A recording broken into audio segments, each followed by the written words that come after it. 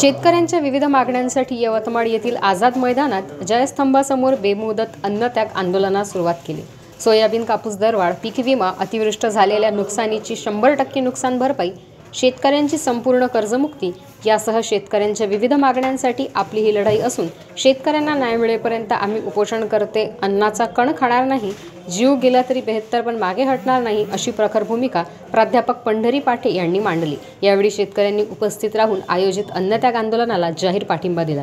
यावेळी सचिन मनवर, कृष्णा पुसनाके, नंदू कुठे, निलेश आगलावे, अभय अनासने, सखुबाई कांबळे, गजानन ढोरे, उषा दिवटे यांच्यासह अनेक शेतकरी उपस्थित होते। यवतमाळ डिस्ट्रिक्टमध्ये आज आझाद मैदानामध्ये दिनांक 13 सप्टेंबर रोजी सकाळी 11 वाजता आम्ही अन्नत्याग आंदोलन सुरू केलं आहे। आंदोलनाचा नेमका आमचा विषय हाच आहे की सोयाबीनला आणि कापसाला प्रॉपर भाव मिळाला पाहिजे।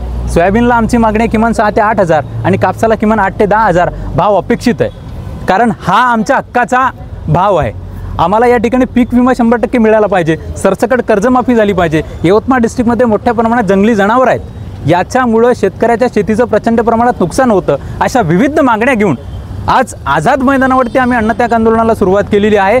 पण मी सरकारला या माध्यमातून आव्हान करतोय की जोपर्यंत आमच्या मागण्या पूर्ण होणार नाहीत, जोपर्यंत शासन आणि प्रशासन आमची दखल घेणार नाही, तोपर्यंत बेमुदत अन्नत्याग आंदोलन आमचे मार्गदर्शक सचिन मनवर आणि कृष्णाबा पुसनाके यांच्या माध्यमातून या ठिकाणी चालू राहणार आहे। जर या आंदोलनादरम्यान आमच्या जीवितवाला काही जर झालं तर या सदर बाबीसाठी शासन आणि प्रशासन पूर्णपणे जबाबदार राहील। हा शेतकऱ्यांचा लढा आहे, हा वाढत जाईल। जोपर्यंत न्याय नाही तोपर्यंत आम्ही लढत राहू।